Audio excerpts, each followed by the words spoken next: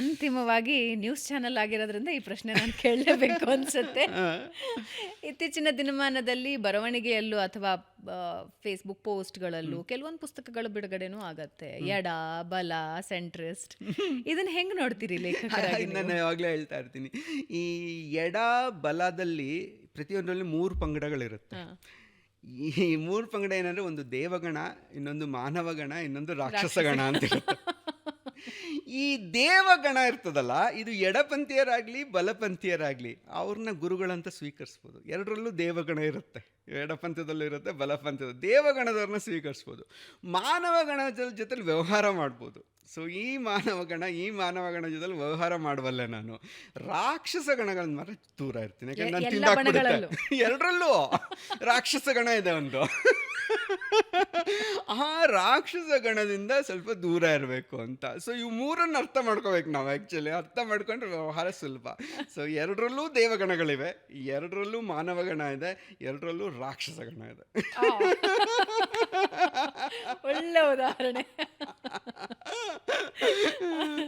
Okay, ನಿಮ್ಮನ್ನ ಬಹಳ ಕಾಡಿದ ಬೇರೆ ಲೇಖಕರ 5 ಪುಸ್ತಕಗಳು. ಬೇಕಾದಷ್ಟು ಹೇಳಬಲ್ಲೆ, 5 ಪುಸ್ತಕಗಳಾಗಿ ಬೇಕಾದಷ್ಟು ಹೇಳಬಲ್ವೆ ಅಂತ ಅನ್ಸುತ್ತೆ ನಾನು.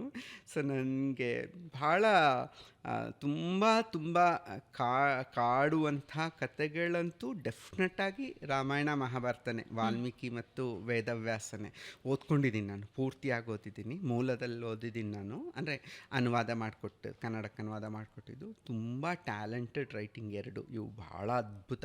ಎಲ್ಲ ಭಾರತೀಯ ಲೇಖಕರಿಗೂ ಇವೆರಡರದ ಜ್ಞಾನ ಸರಿ ಇರಬೇಕು ಅಂತ ಅನ್ಸುತ್ತೆ ನನಗೆ. ರಾಮಾಯಣ ಮಹಾಭಾರತನ ಚೆಂದ ಓದ್ಕೋಬೇಕು, ಯಾಕೆಂದರೆ ನಮ್ಮ ದೇಶದ ಒಂದು ಸಮಸ್ಯೆಗಳನ್ನು ತುಂಬ ಅಚ್ಚುಕಟ್ಟಾಗಿ ತಂದಿಟ್ಟಿದ್ದಾರೆ. ಅದರಲ್ಲಿ ಎಷ್ಟು ಸಂಗತಿಗಳನ್ನು ಹೇಳಿದ್ದಾರೆ. So this is very important. ನಮ್ಮ ಕನ್ನಡಲ್ಲಂತೂ ಬೇಕಾದಷ್ಟು ಜನ ಲೇಖಕರು. ನಮಗಂತೂ ಕುವೆಂಪು ಇಷ್ಟ. ಕುವೆಂಪು ಭಾಳ 2 ಕಾದಂಬರಿಗಳ ಮೂಲಕ ನನ್ನನ್ನು ತುಂಬ ಹತ್ತಿರಕ್ಕೆ ತೊಗೊಂಡೋಗಿದೆ. ಸಾಧ್ಯವ ಆ ಥರ ಬರೆಯೋಕೆ ಅನಿಸುತ್ತೆ ನನಗೆ. ಇವಾಗಲೂ ಮೊನ್ನೆ ಓದಿದೆ, 2ನೇ ಸಲ ಓದಿದೆ, 3ನೇ ಸಲ ಹಾಗೆ ನಾನು ಓದ್ತಾನೆ ಇರ್ತೀನಿ ಕುವೆಂಪು ಅವ್ರನ್ನ. ಸೊ 2 ಕಾದಂಬರಿಗಳೆಲ್ಲ ಇದು ಒಂದು ಅಪರೂಪ ಅನಿಸುತ್ತೆ. ಈ ಮಟ್ಟಿನ ಕಲಾಪ್ರಜ್ಞೆ, ಈ ಮಟ್ಟಿನ ಲೋಕಜ್ಞಾನ ಭಾಳ ಅಪರೂಪ ಅನಿಸುತ್ತೆ. ಇವ್ರದ್ದು ಕಾರಂತರದ್ದು ಬೇರೆ ಪ್ರಪಂಚ. ಕಾರಂತಕ್ಕೆ ಹೋದಾಗ ಕಾರಂತರ ಜಗತ್ತಿನಲ್ಲಿರುವಂತಹ ಒಂದು ಬೇರೆ ಬೇರೆ ಬೇರೆ ಬೇರೆ ಆಯಾಮಗಳು. ಎಷ್ಟು ತಿರುಗಾಡಿದ್ದಾರೆ, ಎಷ್ಟು ಜಗತ್ತು ಕಂಡಿದ್ದಾರೆ, ಎಷ್ಟು ವಿಭಿನ್ನ ಪಾತ್ರಗಳನ್ನು ನೋಡಿದ್ದಾರೆ ಅವರು ಅಂದರೆ ಅದು ಬಹಳ ಮುಖ್ಯ. ಆಮೇಲೆ ಕಾರಂತರ ತಂತ್ರಗಳು ಭಾಳ ಇಷ್ಟ ನನಗೆ. ಏನೇನೋ ತಂತ್ರ ಬಳಸಿದ್ದಾರೆ ಅವರು ಕಾದಂಬರಿ ಬರೆಯೋದಕ್ಕೆ. ಸೊ ಅಳಿದ ಮೇಲೆ ತಂತ್ರನೇ ಬೇರೆ, ಅಥವಾ ಇದು ಯಾವುದಪ್ಪ, ಮರಳಿ ಮಣ್ಣಿಗೆ ತಂತ್ರವೇ ಬೇರೆ, ಸರಸಮ್ಮನ ಸಮಾಧಿ ತಂತ್ರವೇ ಬೇರೆ, ಮೈಮನಗಳಲ್ಲಿ ಸುಳಿಯಲ್ಲಿ ಬೇರೆ. ಸೊ ಎಷ್ಟು ವೆರೈಟಿ ಬರ್ತಿದ್ದಾರೆ ನಮಗೆ. ಸೊ ಪುರುಷೋತ್ತಮ, ನನಗೆ ಕಾರಂತರ ಬಗ್ಗೆ ಭಾಳ ಗೌರವ. ಪುರುಷೋತ್ತಮ ಅವರು ಅಂತ ಹೇಳ್ತಾ ಇರ್ತೀವಿ ನಾವು. ಸೊ ಅಷ್ಟು ಸಾಧನೆ ಮಾಡುವಂಥವ್ರು ಯಾರಿದ್ದಾರೆ, ಮಾಡಿದ್ದಾರೆ. ಮಾಸ್ತಿ ಇಷ್ಟ. ಮಾಸ್ತಿ ಭಾಳ ಕತೆಗಳಿವೆಲ್ಲ, ಮಾಸ್ತಿ ಕತೆಗಳನ್ನು ಓದಬೇಕನ್ಸುತ್ತೆ ಎಲ್ಲ ಕನ್ನಡದವರು. ಓದ್ತಾ ಹೋದರೆ ನಮಗೆ ಗೊತ್ತಾಗುತ್ತೆ ಮಾಸ್ತಿಯ ಶಕ್ತಿ ಏನು ಅಂತ ಗೊತ್ತಾಗುತ್ತೆ. ನಮ್ಮ ಆಧುನಿಕ ಎಲ್ಲರೂ ಬೇಕು. ನಮ್ಮಿಂದ ದೇವನೂರು ಮಹಾದೇವ ಬೇಕು, ಲಂಕೇಶ್ ಬೇಕು, ಜಯಂತ್ ಬೇಕು, ವಿವೇಕ್ ಬೇಕು, ಅಂಬರೀಷ್ ಬೇಕು. ನಂಗೆ ಎಲ್ಲನೂ ಅಂದರೆ ಏನಂದರೆ ಪರಿಪೂರ್ಣವಾಗಿ ಎಲ್ಲವೂ ಒಬ್ಬ ಲೇಖಕನಲ್ಲಿ ದಕ್ಕಲ್ಲ.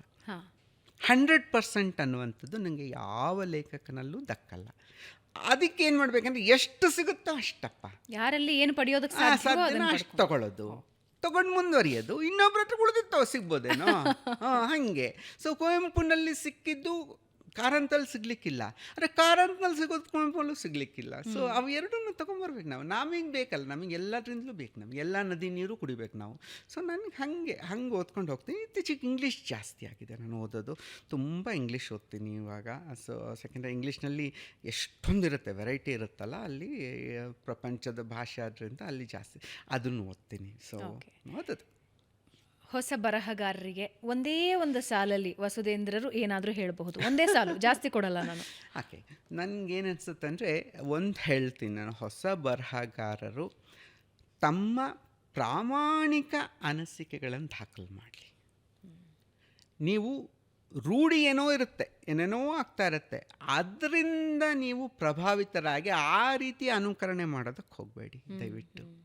ನಿಮ್ಮ ಮನಸ್ಸಿಗೆ ಯಾವುದೋ ಸರಿ ಅನಿಸುತ್ತೆ, ಯಾವುದೋ ತಪ್ಪು ಅನಿಸುತ್ತೆ, ಯಾವುದೋ ಅದನ್ನು ಸ್ಪಷ್ಟವಾಗಿ ಬರಿತಾ ಹೋಗಿ, ಅದನ್ನು which makes it A difference. ನಾ ಮಾಡಬೇಡಿ ಅಂತ. ಅದೇ ಫೇಕ್ ಅಂತಂದರೆ ನಾನು ಈ ಕೃತಿಚೌರ್ಯದ ಬಗ್ಗೆನೂ ಮಾತಾಡ್ತಾ ಇಲ್ಲ, ನಾನು ಈ ಅನುಭವಗಳನ್ನು ನೀವು ಬೇರೆಯೊಬ್ಬರದಿಂದ ನಿಮ್ದು ಅನ್ಕೋಬಾರ್ದು ನೀವು ಅದನ್ನು. ಆ್ಯಕ್ಚುಲಿ ಅಂತಂದರೆ ಅವನಿಗೇನೋ ಇವಾಗ ನೋಡಿ, ಇವಾಗ ಸಿನಿಮಾ ಇದೆಯಪ್ಪ, ಯಾವುದೋ ಒಂದು ಸಿನಿಮಾ ಇದೆ, ಇಡೀ ಊರಿನ ಜನನೇ ಅದನ್ನ ಇಷ್ಟಪಡ್ತಾ ಇದ್ರೆ, ನಿಮ್ಗೆ ಹೋದಾಗ ನಿಮಗೆ ಇಷ್ಟ ಆಗಲಿಲ್ಲ ಅಂದರೆ ಅದನ್ನ ಇಷ್ಟ ಆಗಲಿಲ್ಲ ಅನ್ನೋದನ್ನು ಮತ್ತೊಬ್ಬರಿಗೆ ಹರ್ಟ್ ಆಗದಂತೆ ನೀವೇ ಒಂದು ಸರಿಯಾದ ಕಾರಣಗಳನ್ನು ಕೊಟ್ಟು ಬರೆಯುವ ಶಕ್ತಿಯನ್ನು ನೀವು ಪಡ್ಕೋಬೇಕಾಗತ್ತೆ. ಸೊ ಅದು ಬಹಳ ಮುಖ್ಯ ಅನಿಸುತ್ತೆ ಹೊಸ ಬರಹಗಾರರಿಗೆ.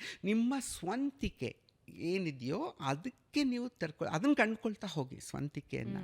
ಅನಾವಶ್ಯಕವಾಗಿ ಯಾವುದೋ ಜನಪ್ರಿಯ, ಇವಾಗ ನಾನು ತೇಜೋತುಂಗ ಬರೆದ್ರೆ ತುಂಬ ಯಶಸ್ವಿ ಆಗಿ ಹೋಗ್ಬಿಡ್ತು, ಹಿಸ್ಟಾರಿಕಲ್ ನಾನೊಂದು ಹಿಸ್ಟ್ರಿ ಬರಿತೀನಿ, ಅದಲ್ಲ. ಅದು ನಿಮಗೆ ಅನಿಸ್ಬೇಕದು, ನಾನು ಬರಿಬೇಕು, ಇದನ್ನು ಹಿಸ್ಟ್ರಿ ಬರಿಬೇಕು, ಚೆನ್ನಾಗಿರುತ್ತೆ ಅಂತ ಅನಿಸಿದ್ರೆ ಬರೀರಿ. ಅವಾಗ ಅನುಕರಣೆ ಮಾಡೋದಕ್ಕೆ ಹೋಗಬೇಡಿ ಯಾವ ಕಾರಣ. ಭಾಷೆಯ ಅನುಕರಣೆನೂ ಮಾಡಬಾರ್ದು, ಭಾವದ ಅನುಕರಣೆಯೂ ಮಾಡಬಾರ್ದು, ತಂತ್ರಗಳ ಅನುಕರಣೆನೂ ಬೇಡ. ನಿಮ್ಮ ಸ್ವತಂತ್ರವಾದಂಥದ್ದನ್ನು ತಂದು ಕೊಡೋದಕ್ಕೆ ಪ್ರಯತ್ನ ಪಡಿ. ಇವತ್ತಲ್ದಿದ್ರೂ ನಾಳೆ ಅದಕ್ಕೆ ಗೌರವ ಸಿಗುತ್ತೆ ಸ್ವಂತಿಕೆಗೆ ಅಂತ.